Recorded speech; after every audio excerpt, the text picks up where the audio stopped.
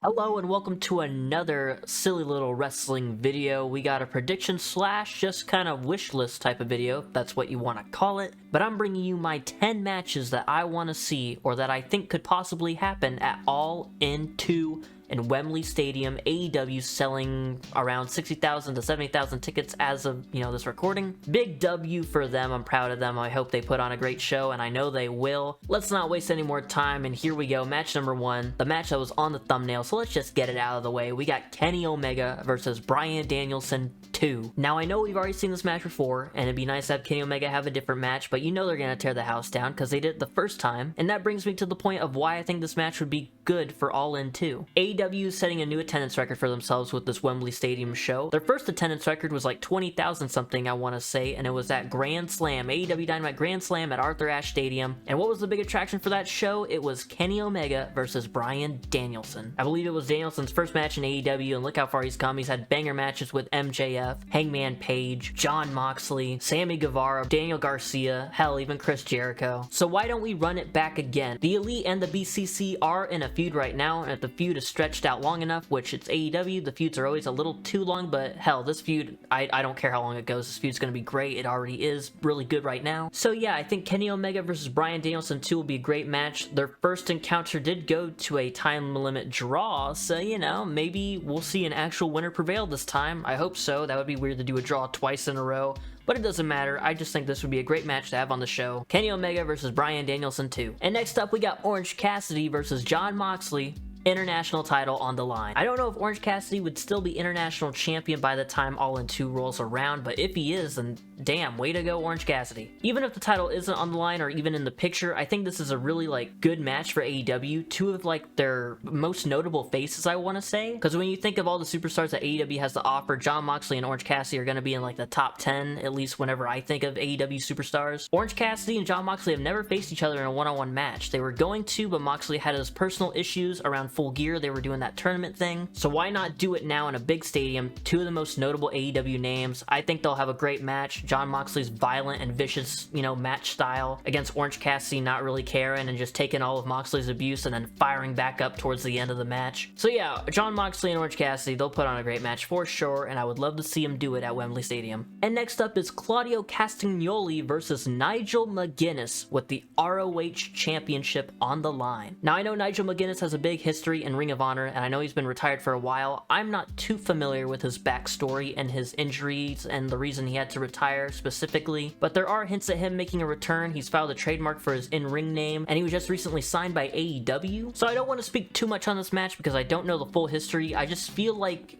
I don't know, a returning Nigel McGuinness fighting for the Ring of Honor Championship in London, it would be huge. I just think that's a big moment. I don't know if it can happen or if it will happen, but if it's able to be pulled off, I think him and Claudio would have a great match. It'd be a real emotional moment, I'm sure, for him and the fans if he were to win the ROH title. I'm glad Claudio is holding the ROH title. He's very deserving to be a world champion, but think of the moment. So you gotta think of the moment sometimes, and I'm sure it'd be an okay match too. And here's where things get a little bit silly. We're gonna have the Casino Ladder match featuring Keith Lee, Bandito, Swerve Strickland, Ricky Starks, Jungle Boy, Pac, Miro, and the Joker. So supposedly All In is going to take place a week before All Out, which is crazy to think about, but if I know AEW, I think they could probably pull it off. I don't know, but two big shows within a week of each other, that's just crazy to think about. Especially a show as big as All In, plus All Out is one of the bigger shows AEW produces. All Out and Double or Nothing are their two big pay-per-views, and typically around All Out or Double or Nothing, they have the Casino Battle Royale or the Casino Ladder match where the winner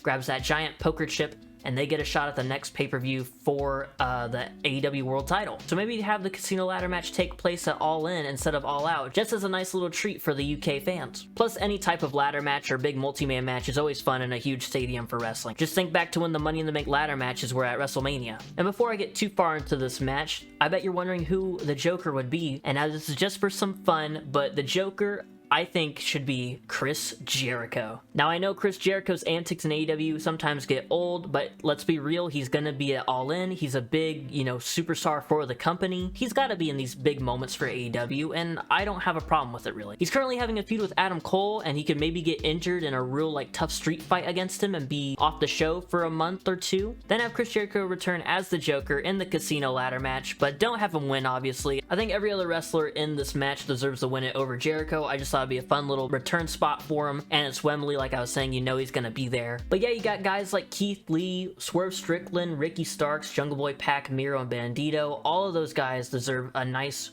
world title shot showcase, if that makes any sense. Ricky Starks already had his against MJF, but hell, they could run it back. Ricky Starks is one of the 3 people in my head I could see actually beating MJF for the title when the time finally comes for MJF to lose it. But yeah, just a fun ladder match. You could have different little story elements in there too, like Miro returning recently. He could try to make a statement in that ladder match. Keith Lee and Swerve Strickland, I'm hoping they would already have had their blow-off big pay-per-view match before then, hopefully a Double or Nothing, but you can have them have a little standoff, have them be the first 2 entrants in the Casino ladder match. But out of all the names on this list, obviously, if it's not clear already, I think Pac should be the one to win. Have him win this Casino ladder match, carry that poker chip around, get a big reaction from the UK fans, and then have him challenge MJF at Full Gear. He'll probably lose, but hell, it'll be a big moment at the time for Pac, and I think he deserves it, really, to be honest. Now, moving on, we have Saraya versus Toni Storm. Saraya has said numerous times that she's going to be at All In, and she's asked, who should I face at All In? What match would be cool? I know she's been on Twitter, and she's excited for it, and good for her. I'm happy for her to get a big moment. They turned her heel fairly quick. She just came back after being retired for several years, so that I don't know why they decided to do that. The Outcast storyline isn't really working for me too much. It's gotten better since the whole attacking Britt Baker while Adam Cole watched little story angle. That was cool. I like what they're doing now finally, but before,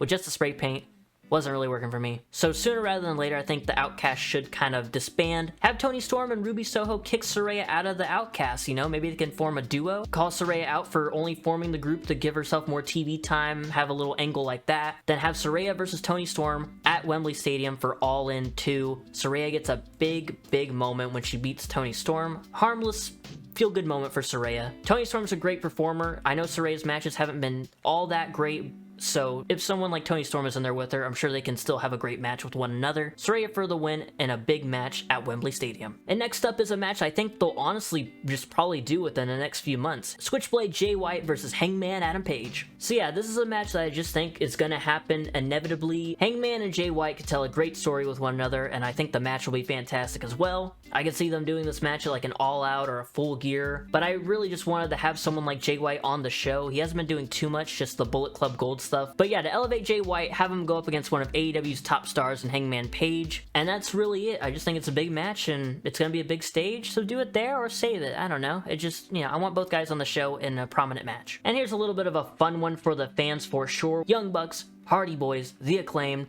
Darby Allin and Sting in a #1 contenders tag team fatal 4-way. One of the first few things I thought about while making this list is that Sting has got to show up at Wembley Stadium. He's gonna get a huge reaction.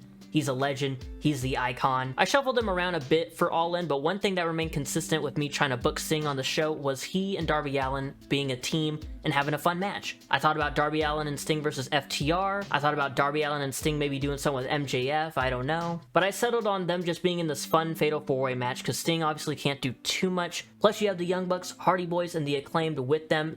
3 of the most popular tag teams in AEW. The Hardy Boys, legends. The Acclaimed always get a good reaction, and the Young Bucks, they're the freaking Young Bucks. Realistically, I think the Young Bucks will be a part of a bigger match at All In 2, but I'm thinking if they win the #1 contenders match, the very next week they can face FTR for the tag titles. Young Bucks and FTR always put on a good match, but you could always have someone like the Hardy Boys win or the Acclaim win. Any one of these teams winning facing FTR at All Out the next week would be a good match. I think Sting and Darby Allin would be a fun duo to win this match, then face FTR, but that's just how I would book it. Nevertheless, fun little 4-way match, get all the featured tag teams of AEW involved, and big pops all around. With just 3 matches left, let's get some trios action in here. We have the House of Black defending their AEW trios titles against Adam Cole, Roderick Strong, and hopefully returning Kyle O'Reilly. I don't know the status or the update on the return for Kyle O'Reilly, but I'm just really hoping here. I know some people weren't a fan of Cole, Riley, and Fish forming Undisputed Elite and just redoing the NXT stuff in AEW. It didn't really work out with with, you know, Cole getting injured, Fish leaving, Kyle getting injured. It was a bit of a mess, and you know, but I think they did have big plans for him before all this stuff happened. I personally don't care if they reuse some of the NXT stuff. I love the Undisputed Era, so seeing them together on my TV screen again, I'm there for, man. I'm gonna be honest. But I think they'd be a very credible trio if they teamed up to face House of Black, who are just this intimidating force in the trios division and just in AEW in general, which I'm glad House of Black is getting like all this momentum behind them. Julia Hart is with them and she's been improving, so you know, I'm just happy for every member of the House of Black getting their spotlight. This also could be used to advance the Adam Cole reaching the AEW title storyline. You can have him lose this match with Kyle O'Reilly and Roderick Strong and be like, ah, dang, and then he gets fired up. The whole facing adversity thing I know is annoying with Cody Rhodes, but you know, Adam Cole just came back, have him be in some okay little feuds, like he's doing one with Jericho now, move on to a trios match against House of Black, and then later in the year he can challenge MJF finally, build his confidence back, and hell, he could be the one to take the title off of MJF. But you could also have O'Reilly, Cole, and Strong win the trios titles. Even though I love House of Black, I wouldn't mind them being the trios champions, you know, being featured heavily on AEW each week. So whichever way this match were to go, I just think it benefits both trios involved. House of Black getting a big match with some big stars at All In, having a feel-good moment of O'Reilly returning with Adam Cole and Strong, and then them maybe getting the win. I just think it works out for both teams.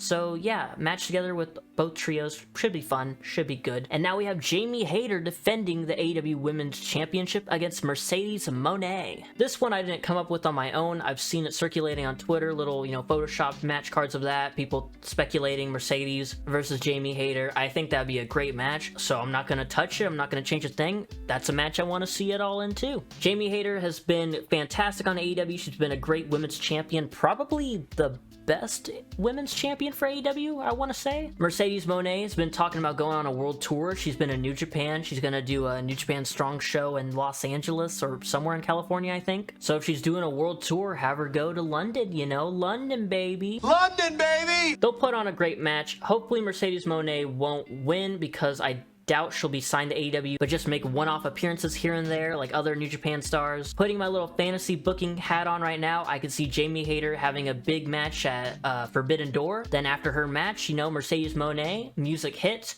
challenges her for All In 2. Just a nice little build-up. You don't need to do too much. Just the match itself is advertising enough. And yeah, they'll put on a good match regardless. Jamie Hayter, Mercedes Mone, women's title on the line. That could main event Wembley Stadium. And finally, CM Punk and FTR versus Will Ospreay and Aussie Open with MJF by their side. So again, supposedly All Out is going to be a week after All In, and you know, CM Punk's making his return at Collision, most likely, I don't know. MJF and CM Punk have unfinished business. MJF was the devil. He took the little poker chip. He challenged CM Punk basically, but then Brawl Out happened with the Elite and Punk and Ace Steel and all that, yada yada. So, you know, have Punk be the one to challenge MJF. He'll get some boos, he'll get some cheers. Since All Out and All In are so close together, I can either see MJF not wrestling at all, or maybe just being in like a tag match, maybe not defending his title. I don't think he'll defend this title at the show if All Out is a week right after All In 2. I just don't see it happening. Maybe he will. Maybe it's in his contract that he'll have to do matches at both shows, but I just don't know. Even character-wise, I can see MJF protesting having a match at All In and be like, nah, I signed up for only doing the big four. You can't throw All In at me, yada yada. And I know that's a bummer for the Wembley Stadium fans, but it makes sense story-wise, but at least he'll be there. That's why I have him at ringside with Aussie Open and Will Ospreay. I know there are rumors of CM Punk having a feud with Samoa Joe as his first, you know, feud back, which that could pour over in the Wembley Stadium. But these are matches I want to see at All In 2. Not matches that I think for sure are going to happen, just things that are possible. FTR and CM Punk are good buddies. You can have FTR doing most of the heavy lifting since Punk would just be coming back from an injury. It gets Punk on the show. It ties in with the MJF stuff because MJF can just have Will Ospreay be the one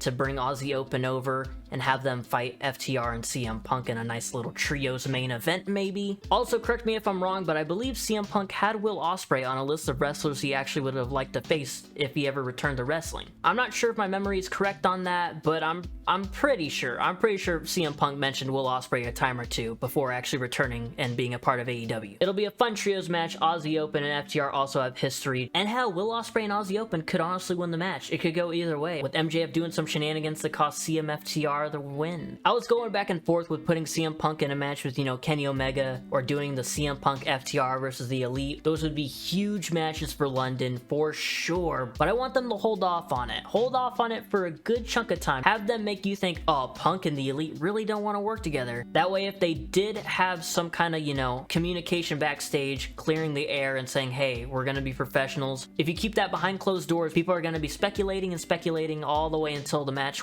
actually happens. That's why I have CM Punk and FTR versus Will Ospreay and Aussie Open. Keep the Elite stuff on the back burner for like Double or Nothing next year. Make us believe that we might never get that match, and then bam. But those are 10 matches I would like to see for All In 2. Some of them are a bit shaky, but I just don't know what they're going to do with All In 2 and All Out. If All In 2 was just on its own in the middle of, like, you know, the AEW calendar, I would have booked probably crazier, but I want to play it safe. Just so, you know, because I like being right. If some of these matches actually happen, I'm going to be a happy boy. I'd be like, oh, I predicted that. But yeah, just harmless fun. Let me know the matches you would like to see for All In 2. I want to hear all your thoughts and all your comments and all your feedback. I will see you in the next video. Goodbye.